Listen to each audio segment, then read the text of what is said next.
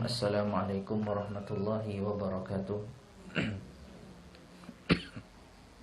Innal hamdalillah nahmaduhu wa nasta'inuhu wa nastaghfiruh wa na'udzu billahi min shururi anfusina wa min sayyiati a'malina. Man yahdihillahu fala mudilla lahu wa man yudlil fala hadiyalah. Wa asyhadu an la ilaha illallah wahdahu la syarika lah wa asyhadu anna Muhammadan abduhu wa rasuluh. Allahumma salli wa sallim wa barik ala nabiyyina Muhammadin wa ala alihi wa ashabihi wa man tabi'ahum bi ihsanin ila yaumiddin, amma ba'd. Ma'asyiral muslimin, para jemaah sekalian, ibu-ibu rahimani wa rahimakumullah. Alhamdulillah, segala puji bagi Allah Subhanahu wa taala. Pada kesempatan di pagi hari ini kita bisa bertemu kembali di dalam majelis ta'lim untuk melanjutkan kajian kita membahas fikih bagi wanita muslimah. Yang mana pada kesempatan kali ini kita masuk pada pembahasan yaitu umurun tubahu laki fis shalah, perkara-perkara yang diperbolehkan untuk dikerjakan tatkala Anda salat. Perkara-perkara yang mubah untuk dilakukan ketika salat. Ibu sekalian rahimani wa rahimakumullah. Pembahasan kita kali ini yaitu melanjutkan pembahasan sebelumnya, yaitu sunnah-sunnah fi'liyah dan qauliyah. Sunnah-sunnah yang dianjurkan untuk dikerjakan baik dari segi perbuatan maupun ucapan. Nah, selanjutnya kita membahas hal yang diperbolehkan. Apa artinya hal yang diperbolehkan atau yang dimubahkan ini? Artinya apabila kita mengerjakan salah satu dari perkara ini, salat kita masih apa? Sah.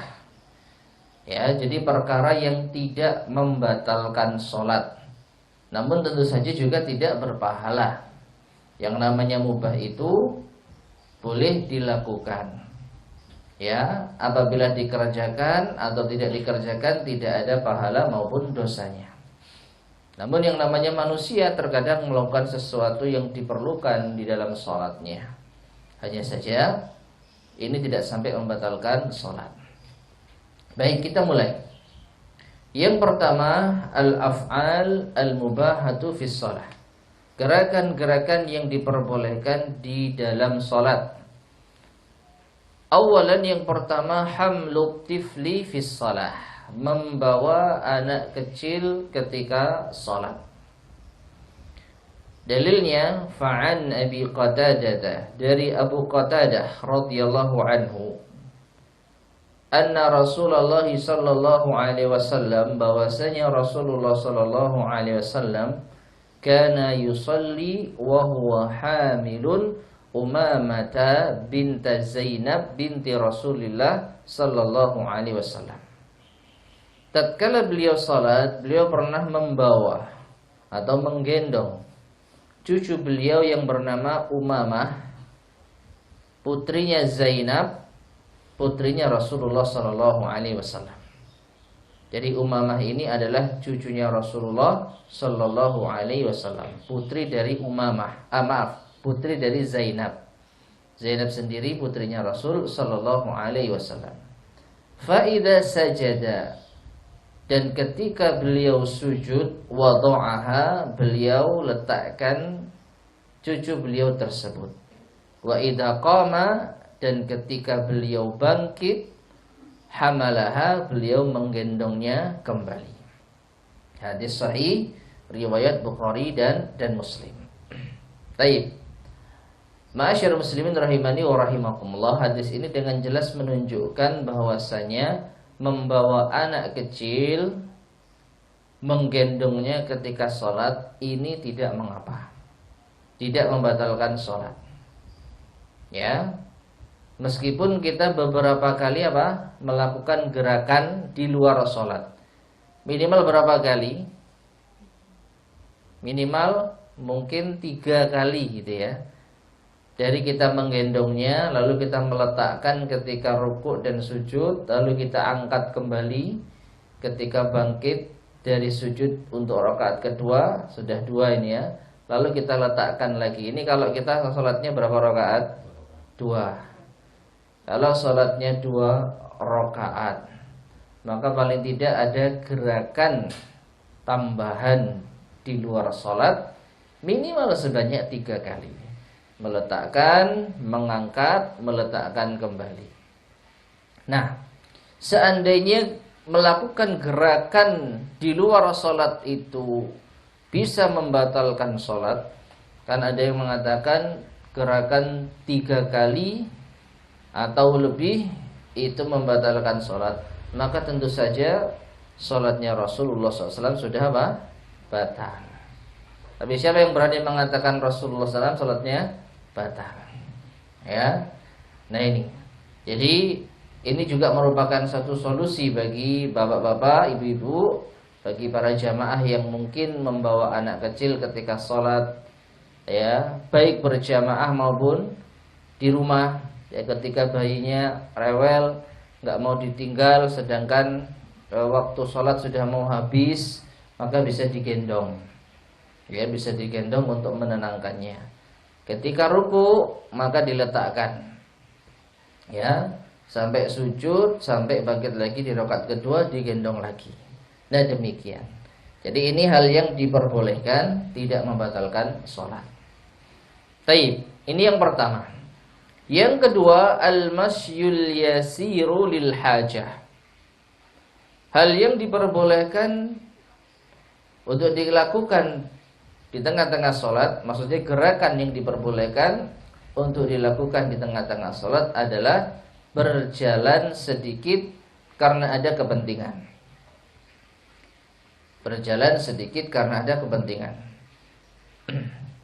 Dalilnya, fa'an Aisyah radhiyallahu anha qalat, dari Aisyah radhiyallahu anha ia berkata, kana Rasulullah sallallahu alaihi wasallam yusalli fil bait. Pernah suatu ketika Rasulullah sallallahu alaihi wasallam salat di rumah. Wal babu alaihi mughlaqun. Pintu saat itu terkunci. Faji'tu, kata Aisyah, aku pun datang. Fastaftahtu, lalu aku meminta untuk dibukakan pintunya. Karena pintu dikunci dari dalam, Aisyah nggak bisa masuk. Ya, lalu Aisyah meminta untuk dibukakan pintunya. Famasya, maka Rasulullah Shallallahu Alaihi Wasallam pun berjalan. Fafatahali, lalu beliau bukakan pintu untukku. Summa raja'a ila musallahu, kemudian beliau, yaitu Rasulullah Sallallahu Alaihi Wasallam, kembali ke tempat sholatnya. Wa wasaftu, dan kata Aisyah, aku, yaitu menggambarkan, annal baba fil qiblah, bahwasanya pintu itu di arah kiblat. Hadis riwayat Imam At-Tirmidzi dan Abu Dawud. Baik. Nah di sini ma'asyiral muslimin rahimani wa rahimakumullah, jelas ya bahwa Rasulullah Shallallahu Alaihi Wasallam melakukan beberapa langkah untuk membukakan pintu bagi Aisyah radhiyallahu anha yang ingin masuk. Jadi setelah membukakan pintu, maka Rasulullah berjalan mundur ke tempat sholatnya. Nah ini tidak mengapa, ya, ini tidak mengapa. Hanya saja di dalam hadis ini disebutkan kebetulan pintu itu di arah mana? Kiblat. Jadi Rasulullah tinggal maju, buka kunci, kembali lagi mundur. Nah ini, ya. Maka dari itu kalau kita menjumpai pintu yang ada di arah kiblat, kemudian kita sedang sholat, lalu ada orang yang mau masuk rumah, ada keluarga kita yang mau masuk rumah dalam keadaan pintu terkunci, mungkin ini bisa dilakukan apabila tidak ada orang lain yang bisa membuka pintu tersebut. Ya. Adapun kalau ternyata pintunya tidak di arah kiblat, wallahu a'lam bishawab, mungkin lebih baik tidak kita lakukan ya. Apalagi kalau jauh. Karena di sini disebutkan al-masyu al-yasir, berjalan sedikit. Ya. Apalagi kalau kita pernah mengetahui sifat rumahnya Rasulullah SAW itu tidak terlalu besar, sehingga beliau jalan beberapa langkah sudah sampai di pintu. Ya. Nah ini. Jadi ini diperbolehkan. Baik. Oleh karena itu ibu sekalian rahimani wa rahimakumullah, dari dasar ini pula lah yang menjadikan sebagian para ulama itu memperbolehkan kita berjalan beberapa langkah untuk mendekat ke sutroh. Ya. Meskipun memang ini ada perbedaan pendapat di kalangan para ulama, yaitu bolehkah kita berjalan beberapa langkah tatkala kita kehilangan sutroh. Sutroh itu apa? Pembatas sholat kita. Ya.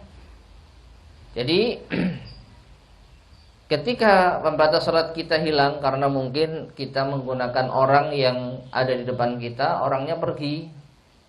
Nah ini, sedangkan kita masih sholat, maka apakah diperbolehkan bagi kita untuk melangkah beberapa langkah ke depan atau ke samping atau yang semisalnya supaya kita bisa menghadap ke sutroh? Maka para ulama kita berbeda pendapat. Ada yang mengatakan tidak perlu, artinya ya sudah di situ saja. Ya, tapi ada yang mengatakan boleh berdasarkan hadis Aisyah ini. Ya.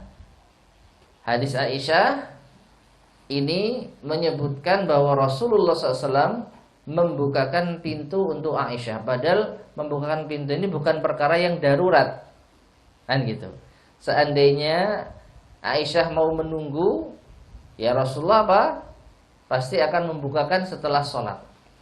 Ya intinya tidak harus dibuka sekarang kan nggak apa-apa. Tapi Rasulullah ternyata membukakan untuk Aisyah. Padahal itu bukan perkara yang darurat.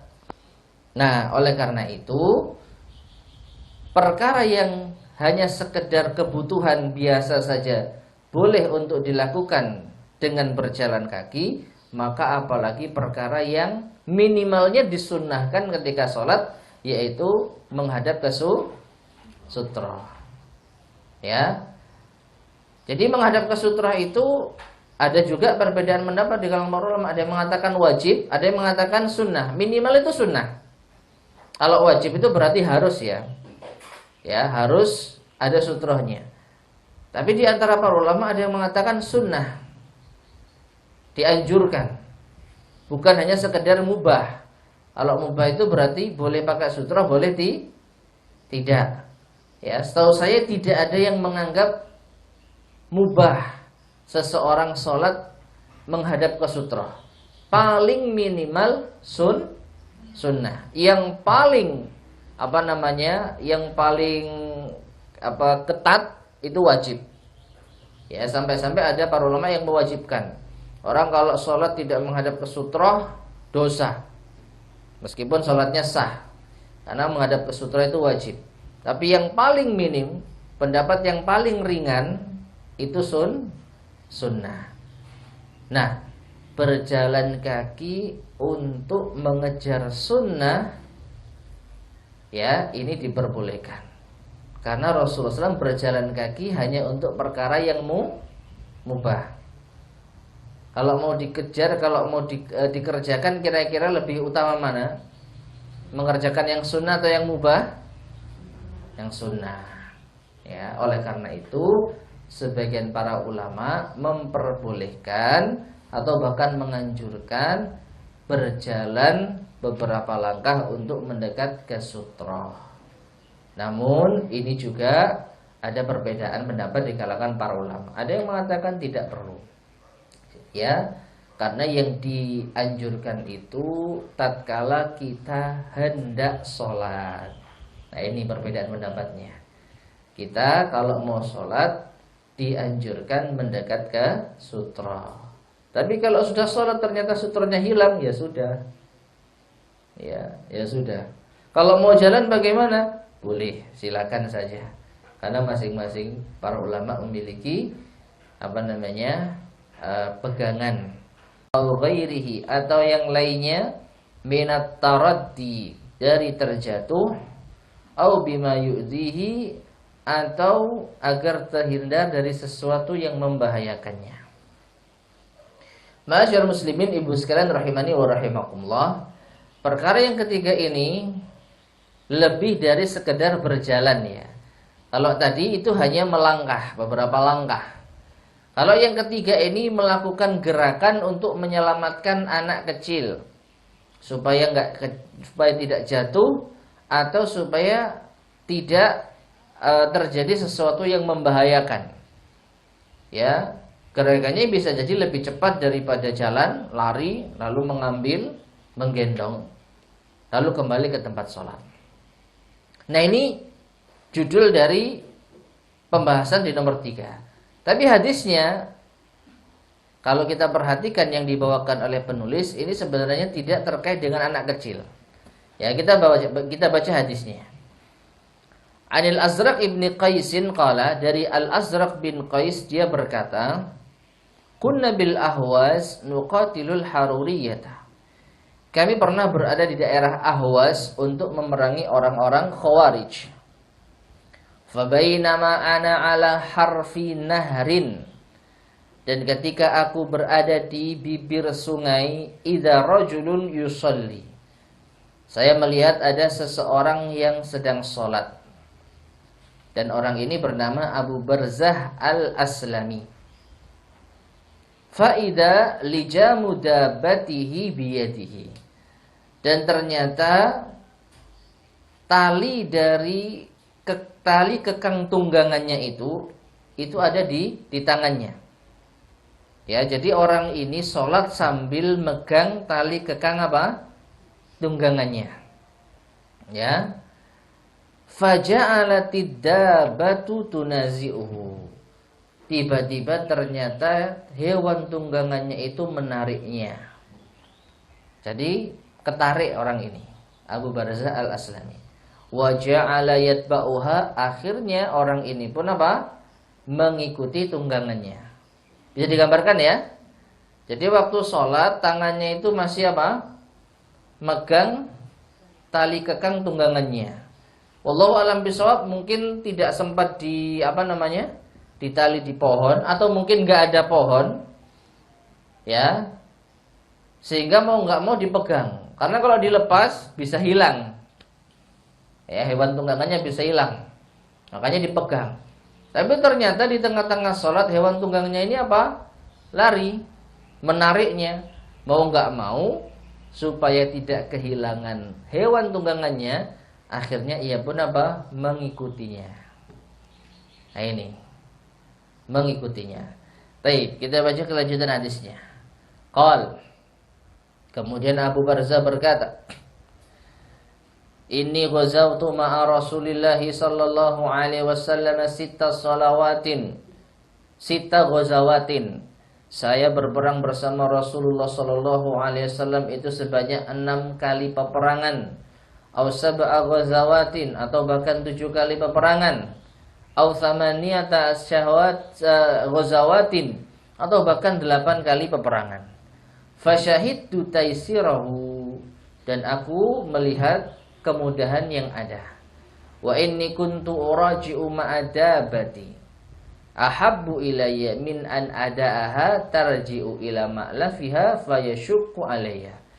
Nah, kata Abu Barzah, dan sesungguhnya aku memulangkan hewan tungganganku ini lebih aku sukai daripada aku biarkan ia kembali pulang sendiri ke tempat biasanya, dan ini akan membuatku sengsara. Taib. Ibu sekalian rahimani wa rahimakumullah, bagian terakhir yang tadi kita baca, sebenarnya ini bentuk penyesalan dari Abu Barzah. Seandainya dia pulangkan hewan tunggangannya terlebih dahulu sebelum melakukan sholat, tentu ini lebih baik. Ya. Kenapa? Kalau ternyata tidak dipulangkan, ya ini jadinya mau nggak mau dia harus menjaganya. Ya, kalau sampai dibiarkan pulang sendiri nanti malah khawatir, jangan-jangan dicuri atau jangan-jangan kabur. Nah ini, jadi kebetulan saat perang ini Abu Barzah belum sempat mengembalikan hewan tunggangannya, dan juga mungkin tidak ada pohon yang bisa untuk dijadikan tambatan tali hewan tunggangannya, sehingga mau tidak mau dia memegangi sambil sholat. Nah karena hewan itu lebih kuat, maka ketika hewannya narik, maka orangnya juga ikut tertarik. Ya, nah jadi ini hadis yang terkait dengan pembahasan kita. Nah berarti apa? Berjalan atau bergerak untuk menjaga supaya hewan itu tidak hilang, ini diperbolehkan. Selanjutnya, qala al-hafidhu fil fathi, berkata Imam Ibnu Hajar, Al-Hafidh Ibnu Hajar di dalam kitabnya Fathul Bari, menjelaskan tentang hadis di atas. Zahiru siyaqil qissah, secara zahir kisah ini menunjukkan anna Abu Barzah, bahwasanya sahabat Abu Barzah tadi lam yaqta salatahu, itu tidak memutus salatnya. Jadi begitu dia terbawa oleh hewan tunggangannya, itu masih dalam keadaan apa? Salat, cuman diikuti. Nah ini yu'ayyiduhu qawluhu fi riwayati Amr ibn Marzuq, dan hal ini dikuatkan oleh ucapannya sendiri, ucapannya Abu Barzah dalam riwayat Amr bin Marzuq. Di riwayat yang lain disebutkan fa'akhodaha, kemudian Abu Barzah mengambil tali kekangnya, summa raja'a al-Qahqari, kemudian beliau kembali ke belakang. Ya, jadi ternyata dalam riwayat yang lain, ketika hewan tunggangannya ini menariknya, Abu Barzah sempat mengikutinya. Namun setelah hewannya ini berhasil untuk ditundukkan, dikondisikan, Abu Barzah mundur lagi ke belakang ke tempat sholatnya. Nah ini, lalu kata Al-Hafidh, fa innahu law kana qata'aha, karena seandainya Abu Barzah tadi memutus salatnya, ma balu an yarji'a mustaqbiral qiblah, untuk apa dia kembali ke belakang dalam menghadap ke kiblat. Ya, mundur ke arah belakang kiblat.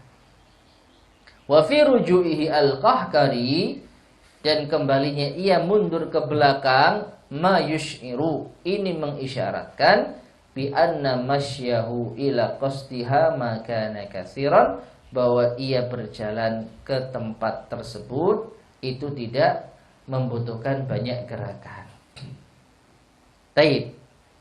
Jadi Ibu sekalian rahimani wa rahimakumullah, intinya ini hampir sama dengan yang dilakukan Rasulullah SAW sebenarnya. Bedanya apa?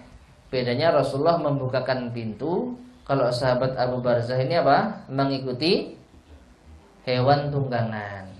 Ya, tapi tetap ikutnya itu ke arah depan, lalu setelah hewannya itu berhasil dikuasai lagi, ditarik lagi ke belakang ke tempat sholatnya. Ya, dan ini menunjukkan beliau tidak memutus sholatnya. Karena seandainya sholatnya sudah terputus, ya ngapain beliau repot-repot kembali ke belakang dalam keadaan berjalan mundur. Kalau seandainya sholatnya sudah batal, ya sudah ditarik aja langsung. Ya, ditarik sambil menghadap ke belakang. Tapi ternyata beliau berjalan itu disebutkan al-Qahqari. Al-Qahqari itu jalan mundur. Ya, jadi ada hewan di depan kita, lalu kita jalan sambil mundur. Nah ini lebih repot kan, karena jalan mundur kan lebih sulit daripada jalan maju kan itu. Kalau kita bawa hewan, kalau kita saking nggak kuat, otomatis kita berbalik arah kan, lalu kita tarik untuk maju. Jadi biar hewannya yang mundur. Nah seperti itu. Tapi ternyata yang dilakukan sahabat Abu Barzah bukan jalan maju, tapi jalan mundur ketika menarik hewan tunggangannya kembali. Nah, jadi intinya ibu-ibu sekalian rahimani wa rahimakumullah, ini juga tidak banyak gerakan ya. Tidak banyak gerakan. Ya, karena ketika ditarik oleh hewan tunggangannya, dia hanya berjalan beberapa langkah, kemudian dia berhasil menguasainya kembali. Nah, kemudian ada faedah di sini yang dibawakan oleh penulis. Faedah yadkhulu fi hada, masuk dalam pembahasan kita pula. Annahu yajuzu laki, bahwasanya boleh bagi Anda. Idza kunti tusallin, ketika Anda sedang salat, wa daqqa jarasut tilfun, sedangkan telepon Anda berdering, HP Anda berdering. Masalah, contohnya. Boleh bagi Anda antar faiz sama'ah, untuk menerimanya. Diangkat maksudnya. Diangkat teleponnya. Tapi jangan ngobrol. Cuman mencet aja, angkat gitu. Ya. Liya'lamu talibu annaki fi sholatin wa nahwi dzalik. Agar orang yang telepon tadi tahu kalau Anda sedang sholat atau yang semisalnya. Ya. Ini satu sisi. Kalau sisi yang lain justru supaya teleponnya tidak berdering terus. Nah ini. Nah kebanyakan orang awam sangat disayangkan ya, sangat disayangkan ketika mereka sholat jamaah, lalu mereka lupa untuk men-silent HP mereka. Di tengah-tengah sholat terdengar suara ringtone-nya. Ya kalau ringtone-nya itu enak, ya, ini dangdutan itu. Nah ini sering terjadi. Nah gitu nggak dimati-matikan. Ya. Nah rata-rata orang awam itu apa? Khawatir bergerak membatalkan sholat. Padahal gara-gara dia tidak bergerak, dia ngeriwui ya jamaah yang lain. Bagaimana bisa khusyuk ketika sholat mendengarkan nyanyian-nyanyian yang di ringtone tersebut? Ya. Oleh karena itu masuk pembahasan kita. Kita melakukan gerakan demi menyelamatkan orang lain. Demi menyelamatkan orang lain dari terganggu sholat mereka. Ya, jadi silakan ibu-ibu yang mungkin pernah sholat lupa mematikan nada deringnya, ketika terdengar matikan. Sampai pun di tas, nggak apa-apa. Ya, nggak apa-apa. Kita istilahnya jelaskan kalau ada yang tanya, lu ibu lagi sholat kok buka-buka tas? Ya, kita jelaskan. Melakukan gerakan di luar sholat karena ada kebutuhan itu diperbolehkan. Apalagi karena ada madarat yang mengancam kita. Kalau sampai suara telepon itu terdengar terus menerus, orang nggak bisa khusyuk sholatnya. Jangan gara-gara kita tidak bergerak, orang lain jadi korban, sholatnya nggak khusyuk. Nah ini kita berdosa. Ya. Nah jadi segala hal yang mungkin bisa mengganggu ketenangan sholat berjamaah, ya kita melakukan gerakan-gerakan ringan, ini tidak mengapa. Namun sekali lagi, sebatas mematikan atau menerima telepon saja, tidak sampai ngobrol. Dan juga hati-hati, jangan sampai ngelirik siapa sih yang nelpon ini.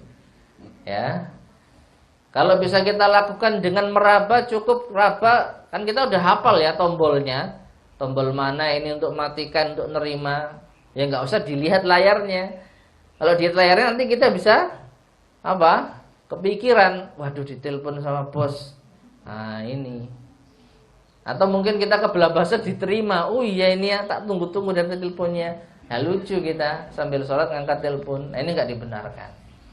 Jadi yang diperbolehkan hanya sekedar mengangkat ataupun mematikan. Nah ini gerakan di dalam sholat yang diperbolehkan demi menyelamatkan. Nah kalau di judulnya ini demi menyelamatkan anak kecil ya. Padahal dalam hadisnya nggak ada kaitannya dengan anak kecil. Ya. Tapi memang mungkin sebagai contoh juga bisa ya, kalau kita sedang sholat lalu melihat ada anak yang baru latihan berjalan atau mungkin merangkak itu dekat dengan tangga. Nah ini dekat dengan tangga hampir jatuh misalnya. Atau anak itu goyang-goyangkan sesuatu atau lemari di atasnya ada benda yang akan mengancamnya. Maka kita boleh ambil anak itu, kita lari lalu kita gendong atau kita tarik, itu diperbolehkan. Ya, untuk menghindarkan anak itu dari bahaya. Taib. Ini yang ketiga. Selanjutnya yang keempat. Yang keempat, hal yang diperbolehkan, gerakan yang diperbolehkan di tengah-tengah salat adalah mudafa'atul mari baina yadaiki fis shalah. Menahan atau menghadang orang yang melintas di depan kita ketika salat. Waqad taqaddama haditsu Abi Sa'id fil amri bi muqatalatil mari baina yaday al-musalli. Dan sungguh telah berlalu hadis Abu Sa'id tentang perintah untuk memerangi orang yang lewat di depan orang yang sedang sholat. Jadi bahkan ini bukan hanya mubah ya kalau kita perhatikan, tapi apa? Dianjurkan, disyariatkan, bahkan diperintahkan. Kalau ada orang yang melewati kita di depan sholat kita, maka kita apa? Tahan, kita hadang. Kalau orang itu maksa, hadisnya bagaimana? Lawan, ya, perangi dia. Nah sampai seperti itu. Nah ini, ya jadi ini sebenarnya bukan hanya sekedar boleh, tapi justru diperintahkan. Yang kelima, gerakan yang diperbolehkan dikerjakan ketika sholat adalah qatlul hayyati wal aqrabi, membunuh ular dan kalajengking, wa ma yu'zi fis shalah, dan apa-apa yang mengganggu di tengah-tengah salat. Hadisnya an Abi Hurairah, dari Abu Hurairah, anna Rasulullah sallallahu alaihi wasallam qala, bahwasanya Rasulullah sallallahu alaihi wasallam bersabda, umira biqatlil aswadaini fis shalah, diperintahkan untuk membunuh dua hewan hitam di tengah-tengah sholat. Yang pertama al-aqrab, yaitu kalajengking, dan yang kedua adalah al-hayyah, ular. Baik. Ibu sekalian rahimani wa rahimakumullah. Kalau kita perhatikan mungkin ini di antara gerakan yang paling banyak ya. Di antara gerakan yang paling banyak. Karena yang namanya membunuh itu perlu untuk mengawasi, kan gitu. Perlu untuk mengawasi, lalu kita melakukan serangan, lalu kita menunggu sampai dipastikan mati. Ya. Dan jujur saja saya pribadi belum pernah melakukan hal ini. Lagi sholat ada ular, lalu dibunuh. Kira-kira kalau ibu-ibu yang menemukan hal ini kira-kira apa? Membatalkan sholatnya kan? Batalkan sholat, panggil suaminya, apa ada ular? Gitu ya. Suaminya manggil orang lain juga tiba-tiba. Waduh, ya. Nah ini. Jadi kalau Rasul SAW justru memerintahkan ya, yang lagi sholat itu yang bunuh. Ya. Ambil apalah gitu ya. Setelah dibunuh, lanjutkan sholatnya. Nah ini prakteknya seperti itu. Ya, prakteknya seperti itu. Ya. Tapi kalau kita mungkin ya seperti itulah, kita sendiri nggak berani untuk membunuh ular. Jadi daripada kita nggak khusyuk ya, batalkan sholat, panggil orang yang bisa mengusir ular. Nah ini. Namun seandainya ini dilakukan, misalnya ada ibu yang berani, apalagi ingat ini hadisnya membunuh ular nih, ya, ketika ada ular lewat, ambil palu misalnya, lalu dipukul kepalanya, lanjutkan sholatnya, boleh, ya ini boleh dikerjakan. Barunya 5 menit. Ya ini ya, wallahu a'lam bishawab. Saya juga nggak tahu ini bagaimana ini di zaman dahulu. Apakah mereka main tangan kosong ya? Ya nggak tahu lagi. Ya mungkin saja mereka sudah ada persiapan ya, mungkin punya pedang di mana gitu. Apalagi mereka para sahabat kan juga terbiasa perang ya. Jadi senjata itu mungkin sudah siap sedia di rumah mereka. Nah itulah yang mungkin digunakan untuk membunuh ular atau kalajengking. Taib. Kalau nyamuk berani Bu ya. Nyamuk banyak pukul ya ini. Membunuh nyamuk sambil melanjutkan sholat. Nah ini nggak apa-apa. Kalau nggak bisa membunuh ular ya bunuh nyamuk dulu aja lah. Taib. Pokoknya hal-hal yang mengganggu itu diperintahkan kita untuk membunuhnya ketika sholat. Yang keenam, hal yang diperbolehkan ketika sholat, ghamzu rijlin naimi lil hajah, yaitu menyentuh kaki orang yang sedang tidur apabila ada hajat. Maksudnya ketika kita sedang sholat lalu kita menyentuh kaki orang lain ya. Ini berdasarkan hadis Aisyah radhiyallahu anha. Beliau berkata, kuntu amuddu rijli fi qiblatin nabi sallallahu alaihi wasallam wa huwa yusalli. Aku membentangkan kakiku di arah kiblatnya Nabi sallallahu alaihi wasallam saat beliau salat. Fa idza sajada, namun ketika beliau sujud, ghamazani, beliau menyentuhku, ya, menyentuh kakiku supaya apa? Ditekuk. Fa idza qama madatuha, dan ketika beliau bangkit untuk berdiri, maka kata Aisyah, aku julurkan kembali ke kakiku. Nah, di sini Ibu sekalian rahimani wa rahimakumullah, intinya menyentuh kaki orang lain ketika ada hajat ini diperbolehkan. Ya, ketika ada hajat ini diperbolehkan. Kalau Aisyah dan Rasulullah SAW, ya ini Aisyah sedang tidur, kakinya membentang di hadapan beliau sallallahu alaihi wasallam. Sehingga kalau tidak disentuh, tidak diingatkan dengan sentuhan, maka beliau tidak bisa sujud. Makanya disentuh supaya ditekuk kakinya. Nah, ketika Nabi sudah berdiri, baru Aisyah menjulurkan kakinya kembali.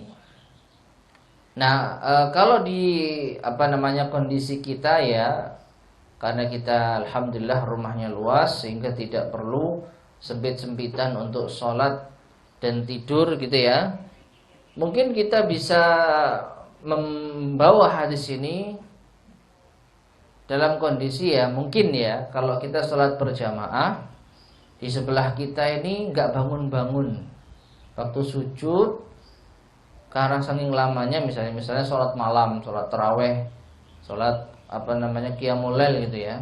Sebelah kita ini sujud, nggak bangun-bangun, padahal imamnya sudah duduk. Nah mungkin bisa kita sentuh, ya, kita senggol gitu ya, supaya dia bangkit untuk duduk. Ya ini tidak mengapa. Dia tidak mengapa. Atau mungkin anak kita yang sedang sholat bersama kita melakukan gerakan yang mungkin mengganggu orang lain, lalu kita tarik tangannya, kita taruh di sebelah kita, ya ini juga insya Allah tidak mengapa. Wallahu a'lam bishawab. Itu yang keenam. Yang ketujuh, khal'un na'li wa nahwihi asna as-salati lil hajah, melepas sandal dan semisalnya di tengah-tengah salat karena ada hajat. Ibu-ibu sekalian rahimani wa rahimakumullah, memakai sandal ketika salat ini diantara sunnah Nabi sallallahu alaihi wasallam yang jarang diamalkan. Ya, yang jarang diamalkan. Meskipun sebenarnya kalau kita lihat kondisinya ya agak berbeda. Dahulu masjidnya Rasulullah itu lantainya berupa apa? Tanah. Jadi orang sholat pakai sandal itu hal yang lumrah. Dengan dosa meninggalkan perintah, maka yang lebih berat itu dosa meninggalkan perintah. Al-Imam Ibnul Qayyim banyak sekali menyebutkan sisi-sisi tentang hal ini. Ya. Di antara contohnya Nabi Adam dan Iblis. Nabi Adam dan Iblis. Nabi Adam dilarang untuk memakan buah dari pohon. Tapi Nabi Adam tetap apa? Memakannya. Allah masih mengampuninya. Iblis diperintahkan sujud tapi nggak mau sujud. Ya, akhirnya iblis diusir dari surga. Makanya tidak mengerjakan perintah ini lebih berat dibandingkan dengan menerjang larangan. Nah, contoh sholat tadi, tidak mengerjakan perintah, tidak wudu. Ya karena lupa atau apa, pokoknya yang namanya orang mau sholat harus bersuci. Ini orang mau sholat gak wudu, maka gak akan diterima sholatnya, gak akan sah sholatnya sampai dia berwudu. Tapi ketika ada orang yang sholat tidak sengaja melanggar larangan, seperti ada najisnya, maka selama dia tidak tahu atau selama dia terpaksa, sholatnya tetap sah. Ya, nah ini. Jadi beda antara meninggalkan perintah dan menerjang larangan. Baik, yang ke-8. Di antara gerakan yang diperbolehkan ketika sholat pula adalah al-busaqu fis thawab atau fis thawbi au fil mindil. Meludah pada pakaian atau sapu tangan. Jadi meludah ini tidak membatalkan sholat. Diperbolehkan selama memang dibutuhkan, ya. Bukan orang, apa istilahnya itu? Kalau bahasa Jawanya itu ngidoni. Apa bahasa Indonesianya? Meludahi, ya. Ngidoni wong, ya ini. Jadi meludahi orang. Nah, ini beda. Kalau meludah yang dimaksud dalam hadis kita karena memang mau mengeluarkan dahak atau semisalnya. Nah, ini. Tapi kalau meludahi orang, dia melakukan gerakan untuk menyerang orang dengan cara meludah. Nah, ini beda. Ya, kita baca hadisnya. An Jabir an Rasulillah sallallahu alaihi wasallam qala. Dari Jabir bin Abdullah bahwasanya Rasulullah sallallahu alaihi wasallam bersabda, "Inna ahadakum idza qama yusalli fa inna Allah tabaraka wa ta'ala qibala wajhihi." Sesungguhnya salah seorang dari kalian ketika berdiri untuk sholat, maka Allah itu berada di hadapannya. Fala yabsuqanna qibala wajhihi wala an yaminihi. Maka janganlah salah seorang di antara kalian meludah ke arah depan atau ke arah kanannya. Fal yabsuq an yasarihi. Kalau mau meludah hendaknya ke arah kirinya. Tahta rijlihi, di bawah kakinya, al yusra yang kiri. Fa in ajjalat bihi badiratun, namun apabila terpaksa harus segera meludah, falyaqul bi thawbihi hakadha, maka dia bisa meludahkannya ke arah pakaiannya. Ya, ke arah pakaiannya. Summa tawa thawbahu ba'dahu ala ba'din, kemudian dilipat pakaian itu sebagian dengan sebagian yang lainnya. Hadis riwayat Imam Muslim. Taib. Ini adab untuk meludah, ya. Yang pertama, tidak boleh meludah ke arah depan dan ke arah mana? Kanan. Tidak boleh meludah ke arah depan atau ke arah kanan. Kalau mau meludah ke arah kiri, di bawah kaki kiri. Namun kalau tergesa-gesa, kalau nggak bisa menahan, maka langsung dia tadahi dengan pakaiannya. Lalu pakaiannya dilipat. Nah, kalau kita sekarang bisa bawa sapu tangan atau tisu dari saku, mungkin bisa kita manfaatkan. Misalnya kita dalam kondisi flu yang menuntut kita untuk berulang kali membuang dahak, gitu ya. Kita nyimpan tisu atau sapu tangan di saku. Begitu kita mau meludah, kita buka tisunya atau sapu tangannya, lalu kita ludahkan ke sana. Kita simpan lagi di dalam saku. Begitu seterusnya diperbolehkan. Ya, hal ini diperbolehkan. Jadi bukan hal yang membatalkan sholat. Taib. Itu yang ke-8. Yang ke-9, islahus thawbi wa haqqul jasadi fis shalat. Di antara gerakan yang boleh dilakukan adalah membenarkan pakaian, membenarkan pakaian, membetulkan pakaian maksudnya ya, merapikan pakaian dan menggaruk badan ketika sholat. Fa'an Jarir ad-Dabi, dari Jarir ad-Dabi, ia berkata, kana Aliyun idza qama fi sholati wada'a yaminahu ala rasghi yasarihi. Ali bin Abi Thalib ketika sholat, beliau letakkan tangan kanan di atas tangan kirinya. Maksudnya sedekap ya. Maksudnya bersedekap.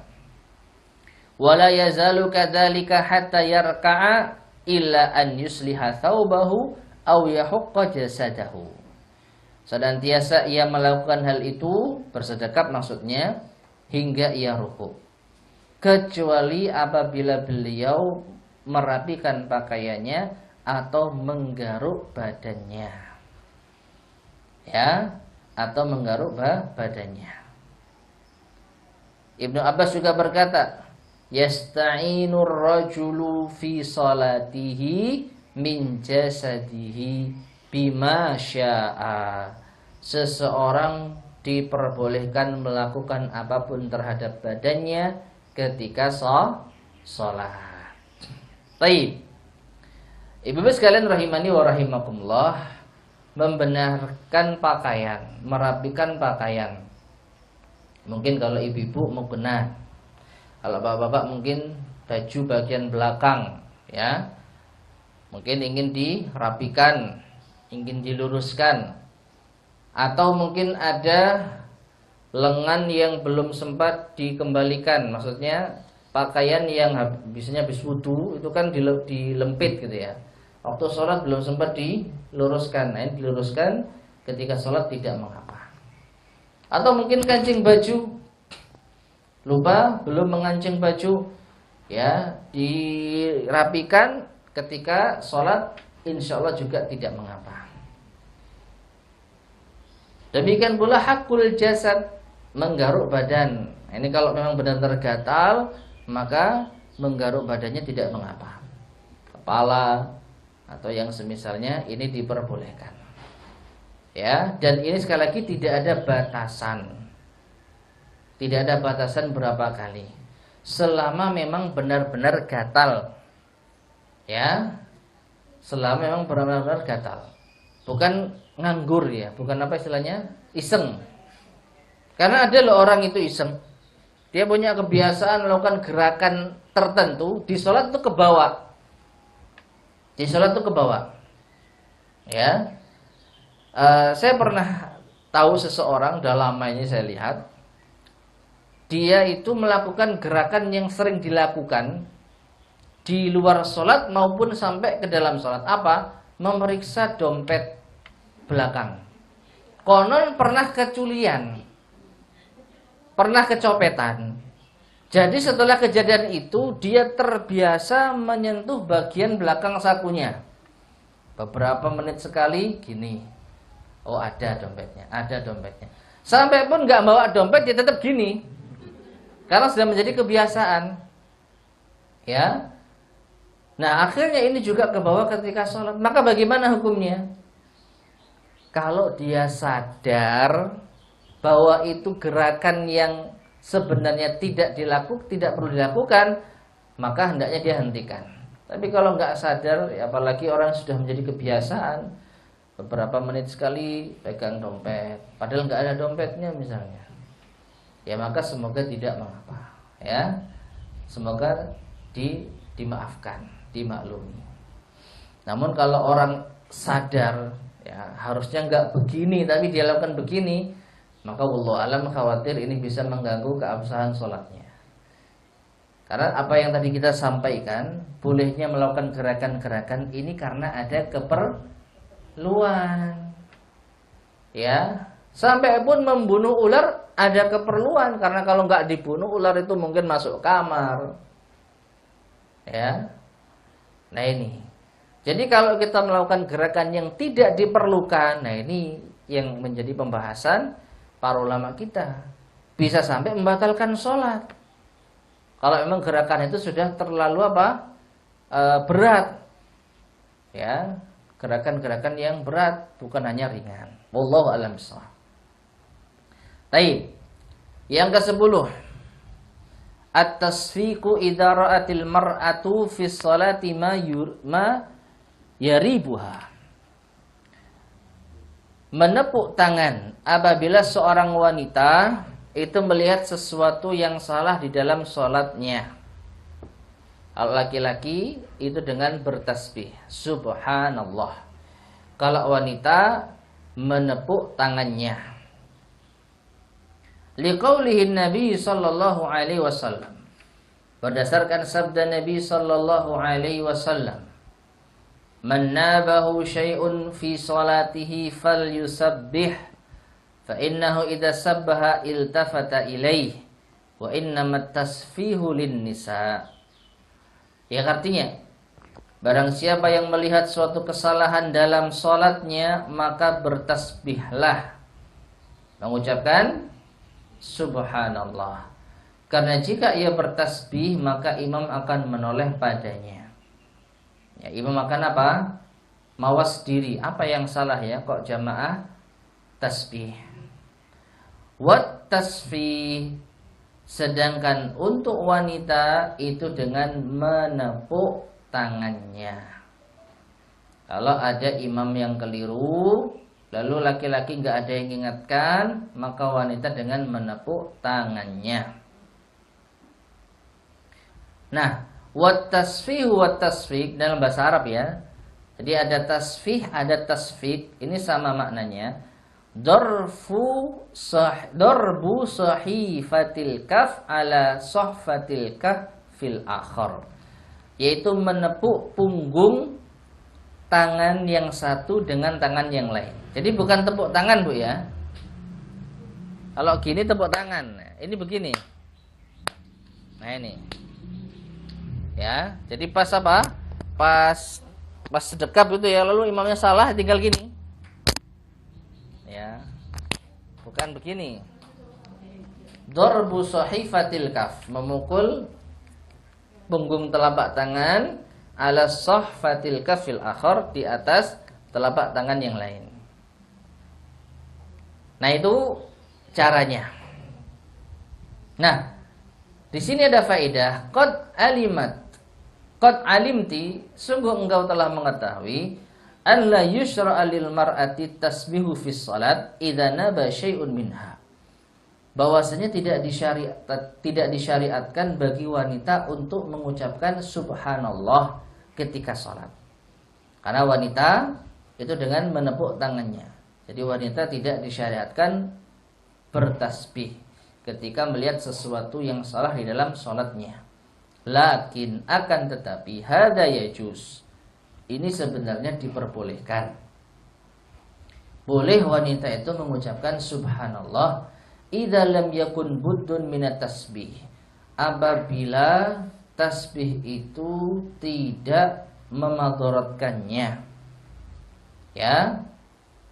Apabila hal itu mengharuskan untuk dilakukan. Wa fi ghairi hadratir rijal, dan juga tidak ada laki-lakinya. Nah, berarti kalau jamaah sama-sama wanitanya, tidak ada laki-lakinya, ada yang keliru bacanya, boleh makmum mengucapkan apa? Subhanallah, karena sama-sama wanitanya.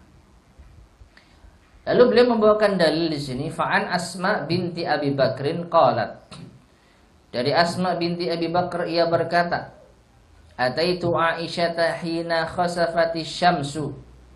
Aku mendatangi Aisyah ketika terjadi gerhana matahari. Fa idzan nasu qiyamun yusallun. Saat itu manusia sedang sholat gerhana.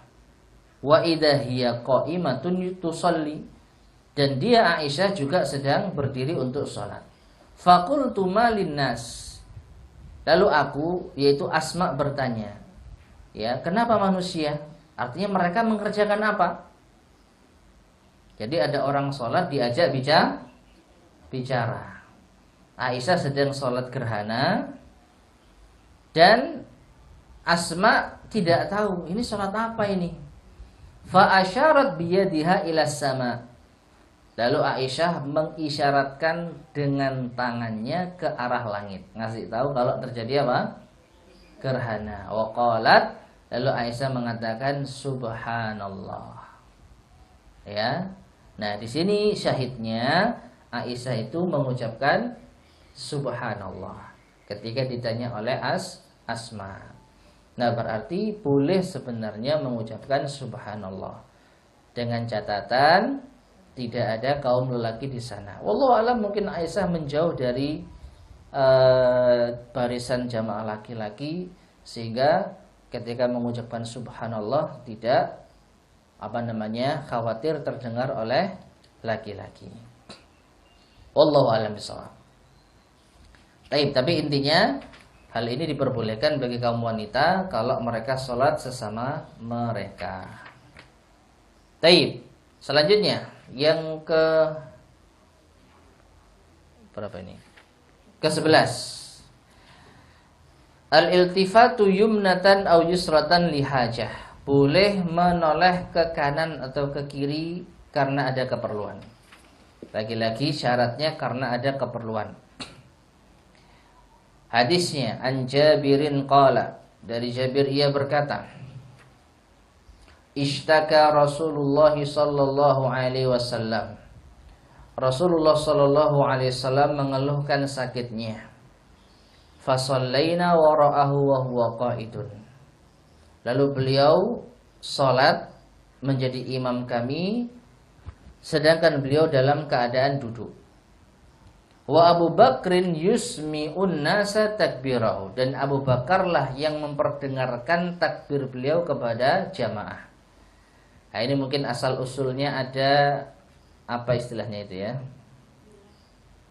Bilal ya itu istilahnya. Jadi Allahu Akbar, imamnya, kemudian ada yang mengiringi Allahu Akbar seperti di Masjidil Haram atau di Masjid Nabawi. Ini asal usulnya beliau itu sedang sakit sehingga suaranya nggak bisa keras. Akhirnya takbirnya Nabi itu disambung dengan takbirnya Abu Bakar. Nah, faltafata ilaina. Ketika itu beliau menoleh ke arah kami. Fara'ana qiyaman. Beliau melihat kami itu sholat dengan berdiri. Fa asyara ilaina. Lalu beliau mengisyaratkan kepada kami untuk duduk. Faqa'adna. Lalu kami pun duduk. Fasallaina bi sholatihi qu'udan. Lalu kami pun sholat berjamaah dengan beliau dengan kondisi duduk. Baik. Ibu-ibu sekalian rahimani wa rahimakumullah. Kaitan hadis ini dengan pembahasan kita adalah beliau di tengah-tengah sholat sempat menoleh ke arah jamaah. Ingat ya, ini di tengah-tengah sholat, bukan sebelum sholat. Buktinya apa? Beliau sudah takbir. Beliau takbir, kemudian Abu Bakar takbir. Lalu beliau mungkin merasa ada sesuatu yang nggak pas. Akhirnya beliau menoleh. Ternyata benar. Para jamaah itu tidak duduk. Sedangkan imamnya duduk. Maka sunnahnya jamaah ikut duduk. Meskipun nggak sakit, iya. Ini berdasarkan hadis Nabi SAW yang lain. Idza kabbaral imamu fakabbiru wa idza qala sami'allahu liman hamida faqulu rabbana lakal hamdu. Wa idza shalla qa'idan fasallu qu'udan. Ya, apabila imam takbir maka kalian ikut takbir. Apabila imam mengucapkan sami Allahu liman hamidah, kalian ucapkan Rabbana walakal hamdu atau Rabbana lakal hamdu. Dan apabila imam salat duduk, hendaknya kalian juga salat duduk. Ya. Jadi ini sunnahnya. Ya, boleh imam itu salat dalam keadaan duduk dan jamaah pun juga ikut duduk. Nah, itu kaitan dengan pembahasan faedah dari hadis ini di luar pembahasan kita. Namun intinya beliau sempat menoleh di tengah-tengah sholat. Ini menunjukkan diperbolehkan. Demikian pula fi hadis Sahal bin Sa'ad. Hadis Sahal bin Sa'ad. Wa jaa Rasulullah sallallahu alaihi wasallam wan nasu fi shalah. Fatakhallasa hatta waqafa fi shaff. Fasaffaqa an-nas wa kana Abu Bakar la yaltafitu fi shalah. Falamma aktsara an-nasu at-tasfiqa iltafata fara'a Rasulullah sallallahu alaihi wasallam. Ya. Demikian pula dalam hadis yang lain, hadis Sahal bin Sa'ad, yaitu Rasulullah SAW pernah datang sedangkan manusia yaitu sedang sholat. Beliau lalu masuk shaf dan para jamaah pun bertepuk. Ya. Namun Abu Bakar yang saat itu sebagai imam tidak menoleh. Ketika semakin banyak jamaah yang bertepuk, ia pun menoleh dan melihat Rasulullah sallallahu alaihi wasallam. Jadi ini kisahnya, Abu Bakar menjadi imam, sempat menjadi imam. Karena Rasulullah SAW mungkin sedang sakit. Namun tiba-tiba di tengah-tengah sholat datanglah Rasulullah SAW. Melihat ada Rasulullah, maka jamaah bertepuk tangan. Maksudnya menepuk tangan mereka untuk mengisyaratkan kepada Abu Bakar kalau ada Rasulullah. Ya, Abu Bakar tidak merasa sampai akhirnya manusia pada menepuk tangan mereka. Baru Abu Bakar sadar, ini kenapa kok orang-orang pada menepuk tangannya? Ternyata dilihat ke belakang ada Rasulullah. Akhirnya Rasulullah yang dipersilakan menjadi imam. Nah, ini juga merupakan fikih yang perlu kita ketahui ya. Boleh seorang imam di tengah-tengah sholat mundur untuk mempersilahkan orang lain menjadi imam. Dalam hal ini Abu Bakar mundur untuk mempersilakan Rasulullah Sallallahu Alaihi Wasallam menjadi imam, meskipun Abu Bakar tidak batal sholatnya. Ya, apalagi kalau batal, maka imam yang batal sholatnya harus membatalkan sholatnya, lalu menunjuk orang yang ada di belakangnya untuk menjadi imam. Nah, kesimpulannya jamaah sekalian, Abu Bakar menoleh. Dan ini diperlukan, maka tidak mengapa. Wallahu a'lam bishawab. Baik, yang ke-12, al-isyaratu bil yad au bir ra'si lil hajah. Memberi isyarat dengan tangan atau kepala karena ada hajat. Ini juga diperbolehkan. An Jabir qala, dari Jabir ia berkata, arsalani Rasulullah sallallahu alaihi wasallam wa huwa muntaliqun ila Banil Mustaliq. Rasulullah SAW mengutusku, yaitu Jabir, dalam keadaan beliau bergerak menuju daerah Bani Mustaliq. Fa'ataituhu wa huwa asma'uhu yaqra'u wa yumi'u bi ra'sihi. Fa'ataituhu wa huwa yusalli ala ba'irihi. Lalu aku mendatangi beliau, saat itu beliau sedang sholat di atas tunggangannya. Fakallamtuhu, lalu aku ajak bicara beliau. Faqala biyadihi hakadha, lalu beliau mengisyaratkan dengan tangannya. Tsumma kallamtuhu, lalu aku ajak bicara lagi beliau. Faqala biyadihi hakadha, lagi-lagi beliau mengisyaratkan dengan tangannya. Wa ana asma'uhu yaqra'u wa yumi'u bi ra'sihi, dan aku mendengar beliau membaca dan mengisyaratkan dengan kepalanya. Falamma faragha qala, lalu setelah selesai beliau bersabda, ya, ma fa'altu fil ladzi arsaltuka fa innahu lam yamna'ni min arudda 'alaika illa anni kuntu usolli. Yang artinya, apa yang kau lakukan terhadap apa yang aku utus, tidak ada yang menghalangiku untuk menjawab pertanyaanmu selain karena aku sedang sholat. Baik, ibu-ibu sekalian rahimani wa rahimakumullah, kita tidak membahas apa keperluan Jabir mendatangi Rasulullah untuk menanyakan tentang tugas apa yang beliau perlu kerjakan di dalam mengutusnya. Yang kita bahas di sini, Jabir mendatangi Rasulullah dan mengajak bicara beliau, padahal Rasulullah sedang apa? Sholat. Wallahu a'lam bishawab, kemungkinan Jabir nggak tahu, karena di atas kendaraan, ya, sholat di atas kendaraan. Jadi dipikir mungkin Rasulullah sedang naik kendaraan, makanya Jabir bertanya.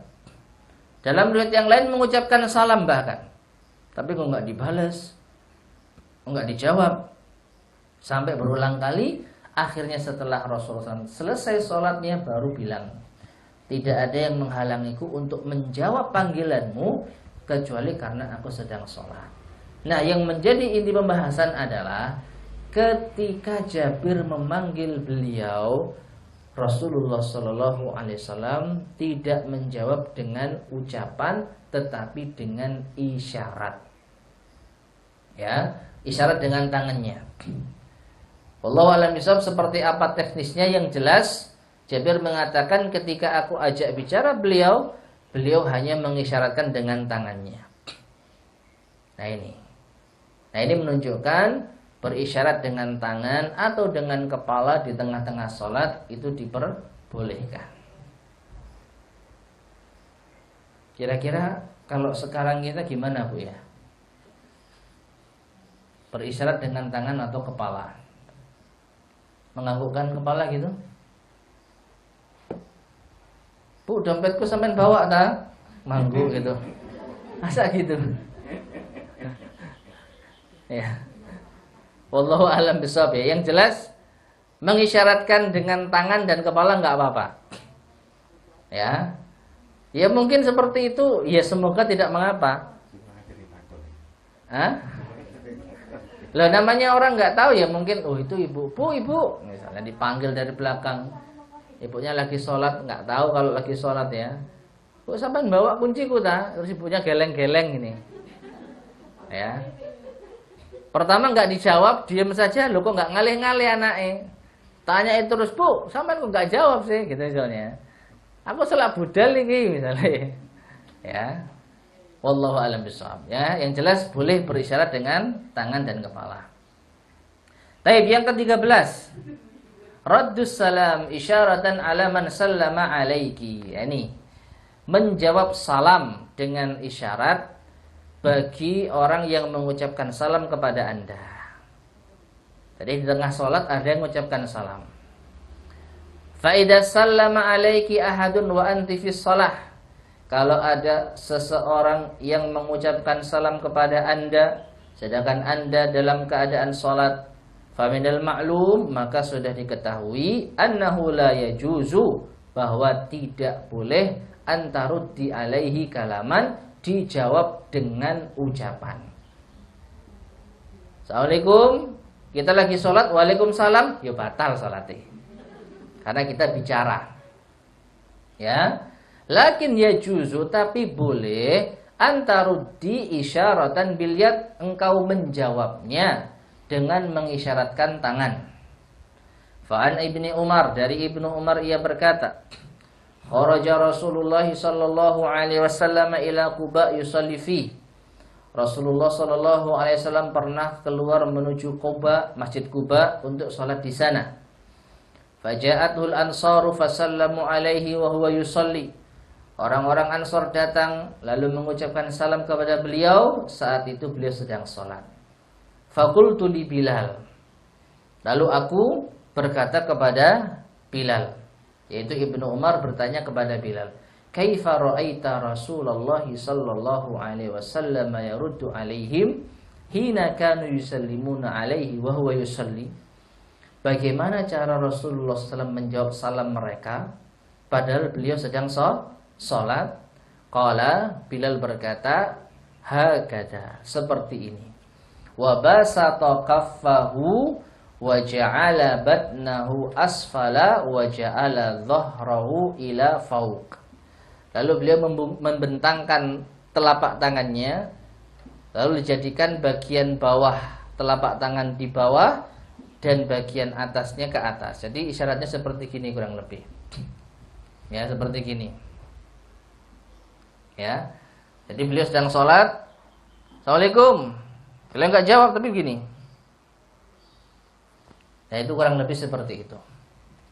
Ya. Jadi cara menjawab salam apabila ada yang mengucapkannya dengan cara seperti itu.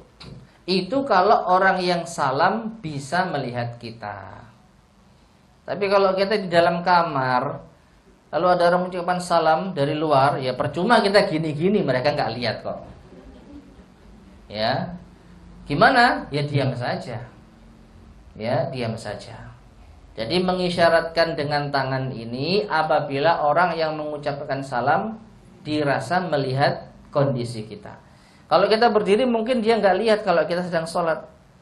Tapi kalau kita begini, nah ini mengisyaratkan kita sedang sholat. Allahu a'lam. Taib, itu yang ke-13. Yang ke-14, raf'ul ra'si fis sujudi litahaqquqi minal amri idza atala al-imamu. Ya, yang ke-13, ke-14, mengangkat kepala ketika sujud untuk memastikan apa yang dilakukan oleh imam. Karena imamnya mungkin sujudnya lama banget. Perhatikan di sini.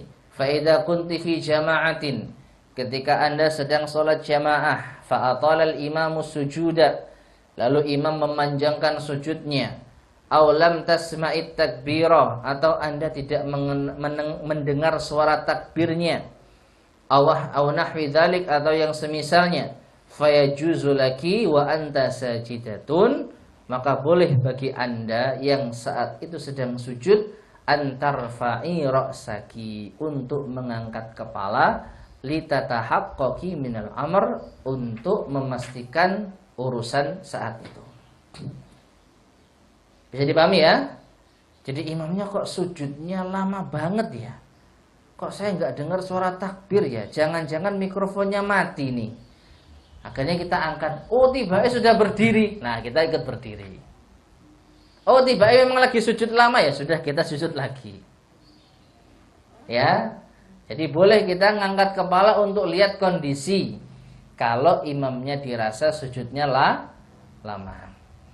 Fa'an Abdillah Ibni Shaddad an abihi qal, dari Abdullah bin Shaddad dari ayahnya ia berkata, kharaja alaina Rasulullah sallallahu alaihi wasallam, Rasulullah sallallahu alaihi wasallam pernah keluar bersama kami, fi ihda salatil isya, di salah satu salat isya'nya, wa huwa hamilun Hasanan au Husainan, saat itu beliau membawa Hasan atau Husain, cucunya.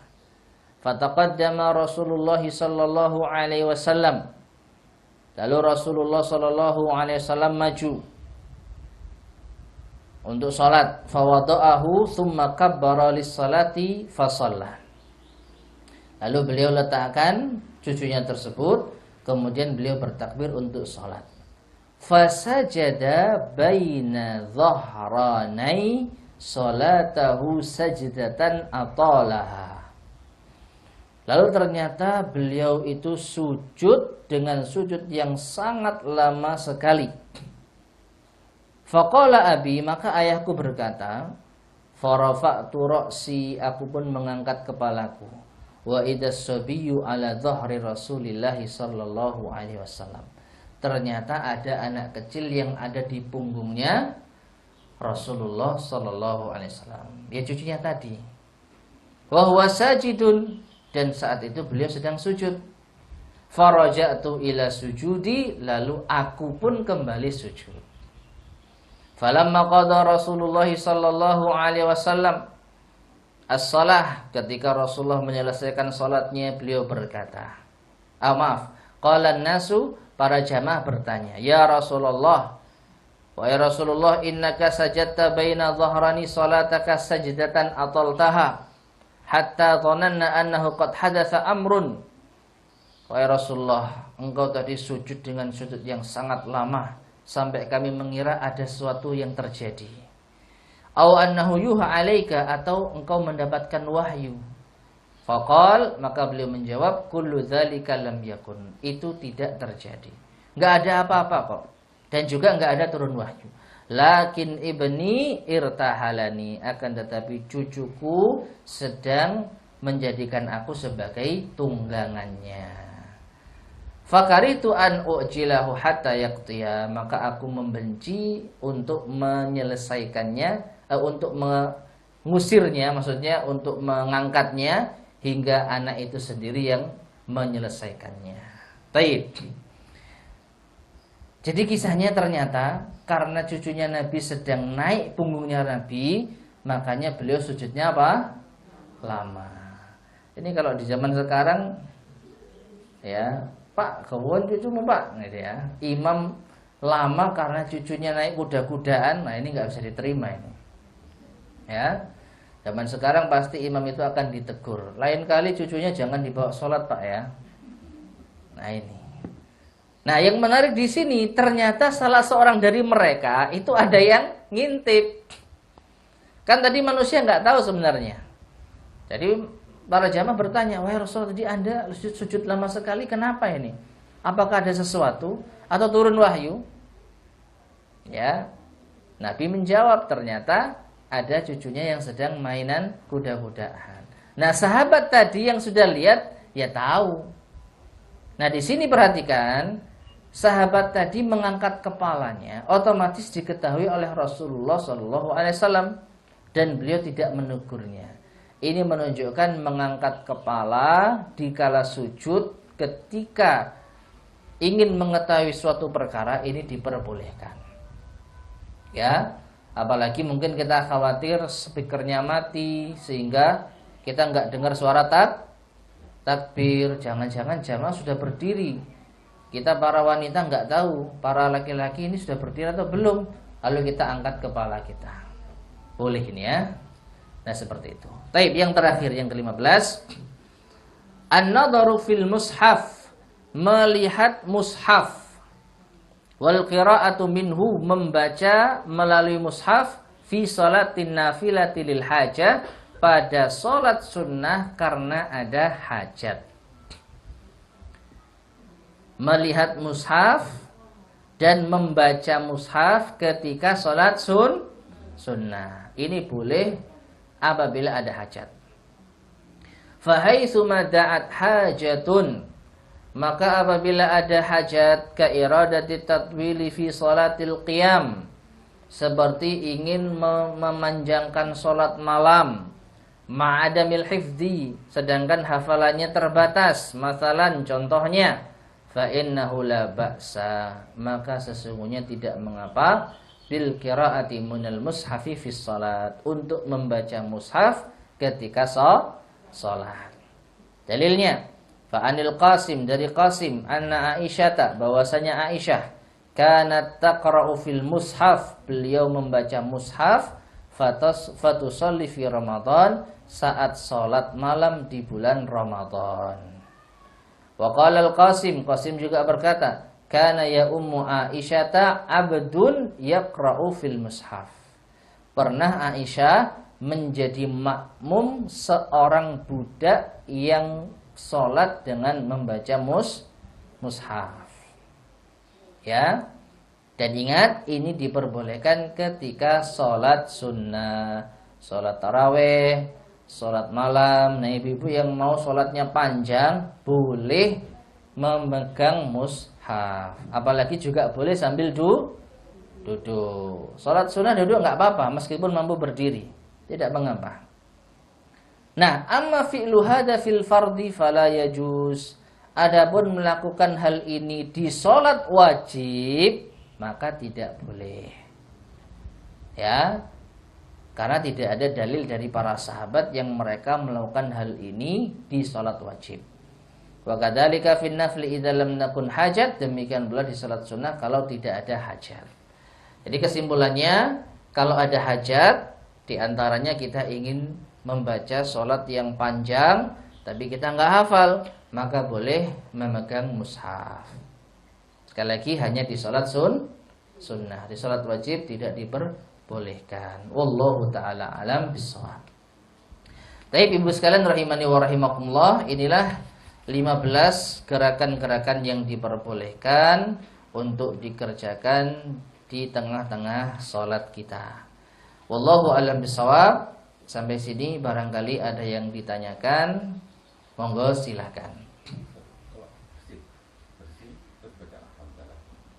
Bersin membaca alhamdulillah. Yang ditanyakan boleh membaca alhamdulillahnya boleh, tapi menjawab dengan yarhamukallah yang tidak boleh. Karena pernah terjadi dalam suatu ketika ada seseorang yang bersin, lalu ia mengucapkan alhamdulillah. Lah temannya sebelahnya mengucapkan yarhamukallah. Kemudian ditegur oleh Nabi Shallallahu Alaihi Wasallam yang yarhamukallahnya, yang alhamdulillah tidak. Ya, yang alhamdulillah tidak. Karena kalau kita perhatikan sebenarnya alhamdulillah itu adalah zikir yang dia ucapkan ketika bersin. Sedangkan yarhamukallah itu doa yang dia ucapkan kepada kawannya. Berarti ini berbicara kepada kawannya. Bedanya itu. Alhamdulillah ini dia bicara sendiri, memuji Allah karena sedang bersin. Dia tidak ngajak bicara siapa-siapa. Tapi yarhamukallah ini diucapkan kepada orang yang sedang bersin tadi. Nah, makanya Rasulullah mengatakan sungguhnya sholat itu bukan tempatnya manusia berbicara. Awqamakallah Nabi SAW. Ya, karena ketika mengucapkan yarhamukallah itu diarahkan kepada kawannya. Jadi seakan-akan dia ngajak bicara kawannya, dia mendoakan kawannya. Ya, wallahu a'lam bishawab. Baik, ada lagi tanyakan? Ya.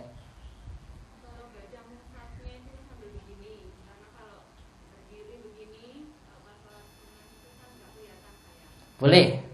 Boleh diginikan ya, misalnya kalau kecil begini atau kalau besar begini ya.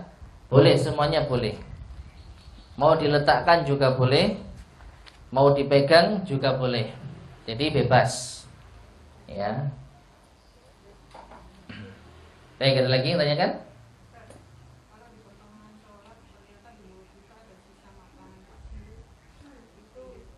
Yang penting jangan dimakan. Ya, iya, jangan ditelan. Disimpan mungkin karena atau diludahkan boleh. Oh boleh, diludahkan boleh. Karena kalau di mulut mungkin akan ganggu konsentrasi, tuh gitu nggak apa-apa. Tapi meludahkannya di bagian kaki kiri, ya nggak apa-apa. Ya, makanya saya sampaikan yang penting jangan ditelan. Kalau ditelan itu makan berarti. Kalau nggak sengaja nggak apa-apa. Iya. Karena itu dianggap makan, kan gitu. Sedangkan makan ketika sholat batal. Ya. Nanti dibahas nih, insyaallah.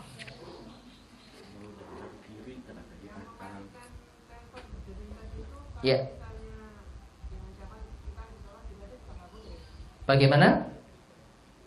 Mematikan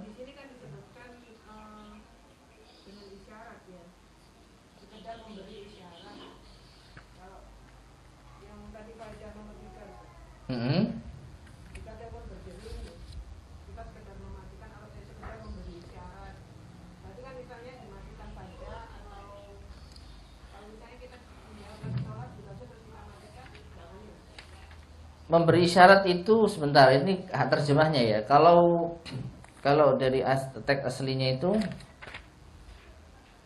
Sebentar. Seingat saya farofa'a, mengangkat. Nah ini antar faiz sama'ah. Ini loh. Kalau kita baca teks aslinya ya. Ketika telepon itu berdering, antar faiz sama'ah, engkau mengangkat telepon, mengangkat. Jadi tidak menjawab halo, assalamualaikum.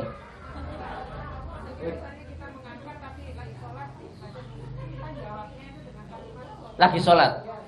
Jangan Bu, jangan. Kok saya tidak berkata, ya, karena ini kan telepon ya, yang belum jelas dia ngomong apa. Lah Rasulullah SAW disalami saja nggak jawab salam, padahal jawab salam itu hukumnya wajib. Menjawab salam hukumnya wajib, tapi karena beliau sedang sholat, jawabnya nggak pakai bicara, pakai isyarat. Lah apalagi yang telepon halo, ya, apalagi dia halo atau dia mengucapkan salam, ya nggak perlu kita jawab, cukup kita angkat atau kita matikan dengan tangan kita saja. Nah seperti itu. Atau mungkin kalau kita mau niat ngasih isyarat pas kita takbir dikeraskan Allahu Akbar, biar tahu kalau kita sedang sholat, sambil kita terima teleponnya tadi. Nah itu kan nggak sengaja, artinya kita pas gitu loh. Tapi kalau kita jawab lagi sholat, ya berarti kita bicara. Ya seperti itu. Ya. Dari Facebook. IG, nanya dari Kas_Ijanto. Mau bertanya, bila saat sholat tiba-tiba dibatalkan karena ada tamu, lalu lanjut diulang sholat lagi setelah urusan dengan tamu, bagaimana Ustaz? Sudah terlanjur saat itu, teledor. Kalau itu sholat wajib, maka seharusnya tidak dilakukan. Ya, sedang mengerjakan sholat wajib, lalu ada tamu datang, maka seharusnya tidak dilakukan, membatalkan untuk menerima tamu. Tapi kalau sudah terjadi, ya semoga dimaafkan, semoga diampuni oleh Allah Subhanahu wa Ta'ala. Ya, jadi ini kalau sudah terjadi, maka ya sudah, yang lalu biarlah berlalu. Yang jelas ke depannya, kalau ada tamu sedangkan kita sedang mengerjakan sholat apa? Wajib, maka jangan dibatalkan. Ya, karena tamu itu bukan darurat. Kecuali ada kebakaran, beda lagi. Kalau kita nggak kabur, kita mati. Ya, tapi kalau tamu kan kita nggak tahu. Jangan-jangan penting. Ya kalau penting. Kalau cuma minta garam, ya bisa nanti kan. Ya, kecuali tamunya assalamualaikum, ini ada penting. Kalau nggak kamu mati, ya mungkin boleh kita terima. Tapi kalau cuma assalamualaikum ngetok pintu, ya biarkan saja. Ya, kecuali kita bisa membukakan itu kalau keluarga kita. Tapi kalau orang lain yang kita nggak tahu, ya abaikan saja, selesaikan sholat kita. Setelah itu baru kita silakan menyambutnya. Ya, jadi kedepannya kalau itu sholat wajib jangan dibatalkan untuk menerima tamu. Wallahu a'lam bishawab. Baik, ada lagi yang tanyakan Ibu? Iya. Iya.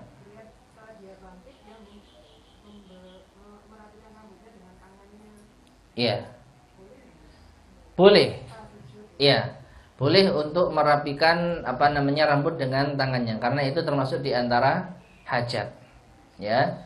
Jadi boleh merapikan rambut supaya tidak mengganggu wajah mungkin gitu ya. Wallahu a'lam bishawab, insyaallah diperbolehkan. Wallahu a'lam.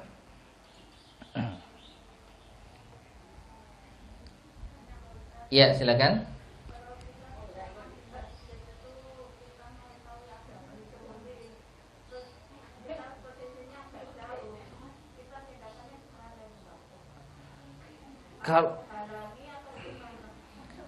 Iya, jadi termasuk di antara hal yang diperbolehkan apabila kita melakukan gerakan karena ada keperluan. Dan keperluan ini kan banyak, Bu ya. Nah, termasuk di antaranya kalau ternyata kita bisa menghentikan tindakan kriminal, ini insya Allah termasuk keperluan yang cukup mendesak. Jadi gimana? Ya kita lakukan sebisa mungkin. Ya mungkin kita teriak, ada maling, gitu ya. Biar nanti orang-orang yang dekat dengan maling bisa menangkap, maka ini insya Allah diperbolehkan.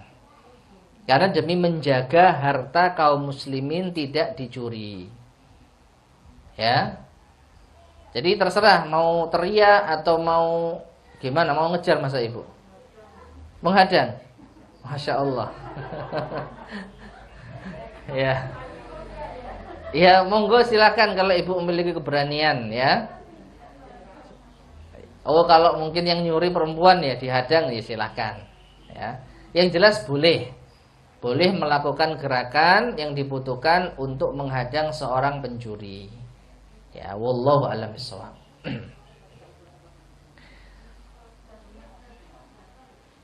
Kalau sudah teriak, ya konsekuensinya seperti itu. Karena sudah bicara kan. Apalagi ini bicara yang tidak, katakanlah tidak bermuatan zikir gitu ya. Karena kalau subhanallah sendiri orang nggak tahu ada subhanallah ada apa gitu ya. Jadi wallahu a'lam bishawab. Gimana? Salatnya buyar. Ya saya rasa tidak semua jamaah lah. Pasti beberapa saja lah. Ya, yang lain insya Allah bisa tetap sholat. Wallahu a'lam bishawab.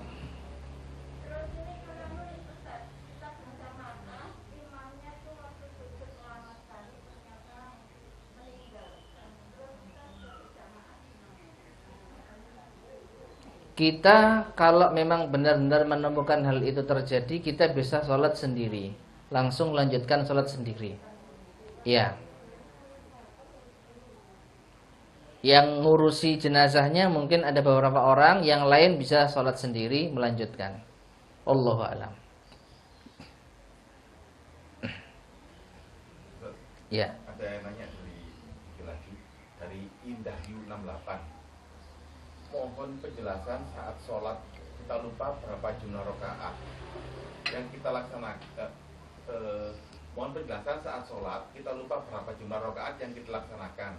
Hal tersebut karena gangguan setan, diperbolehkan meludahi setan. Bagaimana tata cara pelaksanaannya? Terima kasih. Iya, kalau kita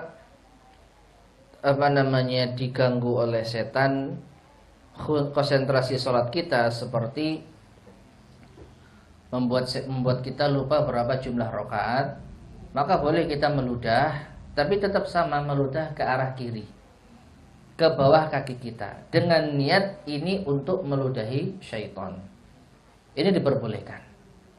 Ya, jadi tetap tata caranya meludah ke arah kaki kiri, di bawah kaki kiri. Jadi kita buka kaki kita, lalu kita ludahi, lalu kita tutup lagi kaki kita.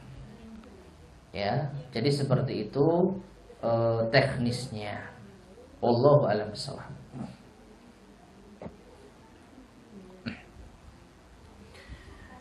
Ya, silakan.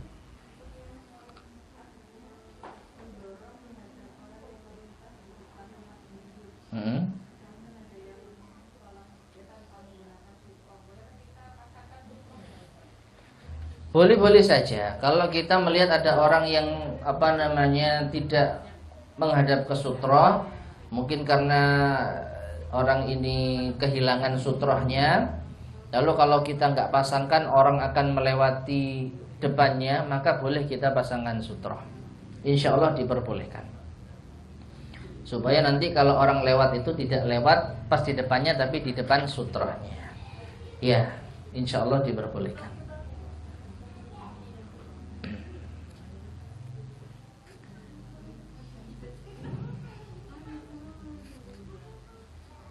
Silakan, ada lagi yang tanyakan?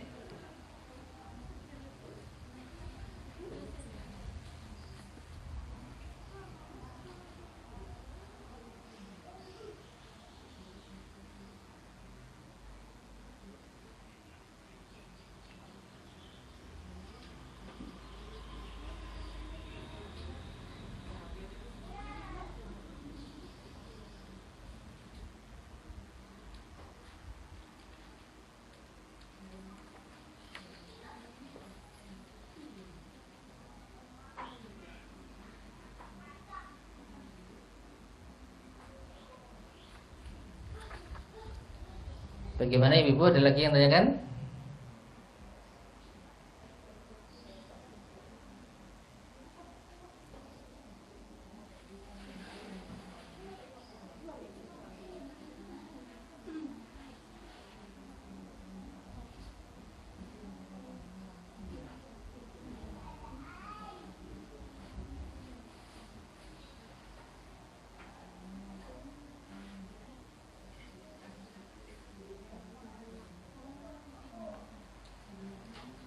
Cukup ya?